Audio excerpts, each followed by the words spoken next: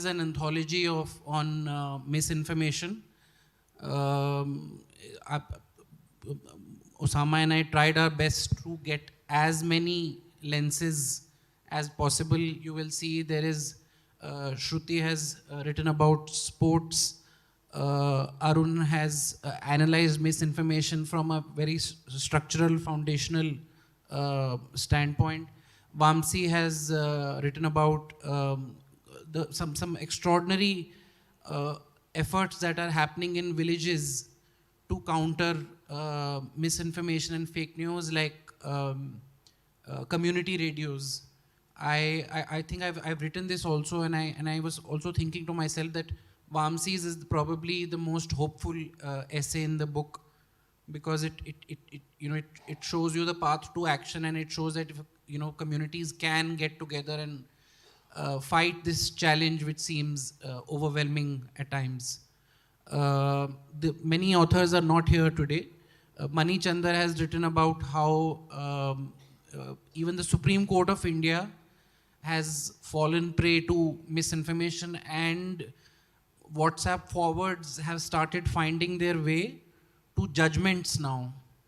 Supreme Court judges are also, they're sitting in court and passing off WhatsApp fake news as the truth. So Mani Chandar has written about that. Brinda Lakshmi K has written about the extraordinary amount of fake news and hate profiling that goes on against transgender people in India. And once again, it's one thing to think that something goes around on a phone and then people develop some hostility, but it doesn't stop at that. Those forwards, that misinformation, it finds its way into policy making.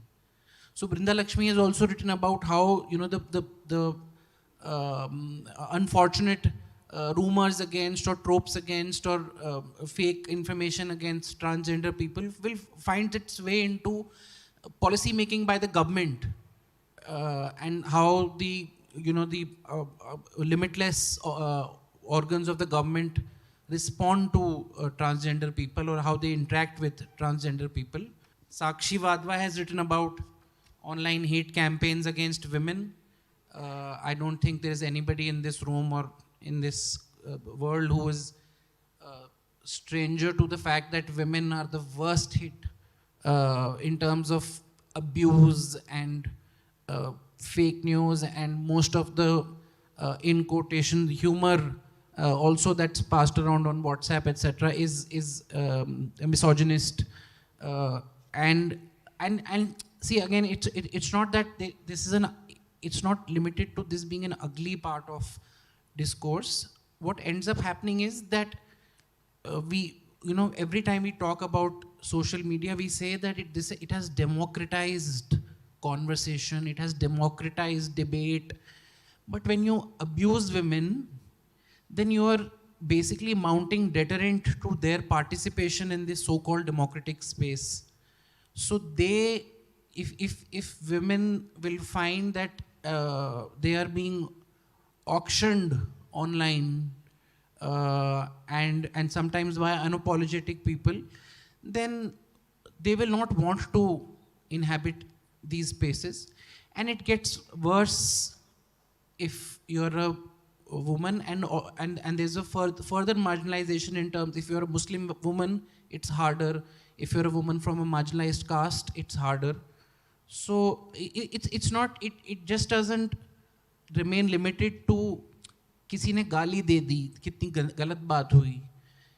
It happens that then Muslim women may feel that every time I go on this, I try to participate in this debate or a discussion on a national issue or a conversation affecting citizen rights, I'm abused like this, and sometimes by thousands of people in a targeted manner.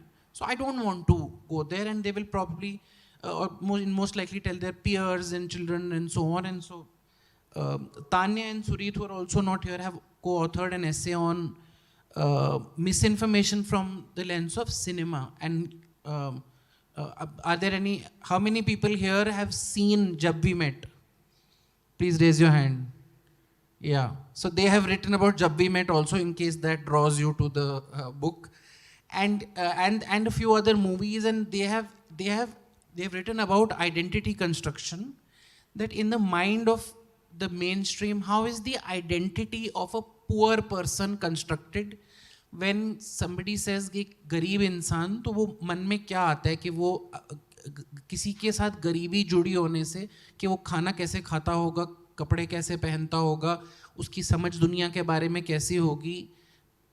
All these things are constantly being constructed, and cinema is one of the most important mediums, and they have written about that, and they also have a lot of I mean, they also have a lot of illustrations, and I feel like I'm talking to children and saying book में pictures भी हैं, वो भी देख सकते हैं. But they do have, and they've drawn them. They have cartoons that they've drawn themselves, and it's truly excellent work, even if I say so myself.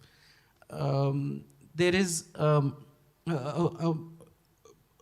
reported account by Intifada Bashir, and it's titled Rumors in the Age of Social Media, Study of Targeted Attacks on Migrants in Tamil Nadu. Now, I don't know, and this is something that has happened this year. I don't know how many of you know or will remember, but so one fine day, one and only one politician of a certain party, I don't want to name, but no prizes for guessing, said that Hindi-speaking migrant workers are being beaten up in Tamil Nadu. And suddenly, a lot of hate started flowing against those people.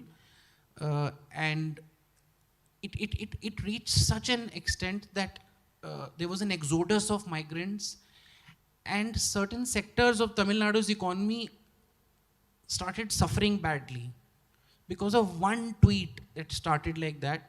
She's written about that, and there is a pseudonymous essay about a very important part of this discussion, which often goes undiscussed, which is internet shutdowns. The easiest way of keeping somebody misinformed is to ensure that they don't find out the truth. If somebody doesn't have access to the internet, especially in times of crisis and conflict, they will not hear what's going on. So you don't even have to make the effort of spreading fake news. You can just keep them out of true news, assuming such a thing is still left. Another fascinating essay is by, I'm sorry for describing every essay. I feel the authors aren't here, and therefore I should do justice to them and mention them. Syriac Abby Phillips, who's very famous these days. He has a handle on Twitter named Liver Doctor, and he talks about homeopathy. Pankaj is also here. So he talks about homeopathy and he busts myths. So he has, at his own expenditure, tested many popular homeopathic, etc. medicines and found them toxic and poisonous. And he has been in the operation room. He has been a surgeon. And he has written about how so many people's livers are failing because of, unhindered consumption of supplements and what is called alternate medicines. Of course, now criminal cases have been filed against him simply because he says, don't eat poisonous things. That's why there's a criminal case against them. But this is all, and I think Osama and I tried very hard, and I hope we succeeded. We tried our best to ensure that the language does not feel opaque, and it is accessible to as wide an audience as possible. So I assure you that regardless of whether you're a college student or a professional, or you come from any walk of life, I think that you will find the book readable. Again, even if I say so myself, even if the book is terrible, I won't be saying that, no, it's a terrible book, don't read. But it's not. It's actually not. And so you must read it.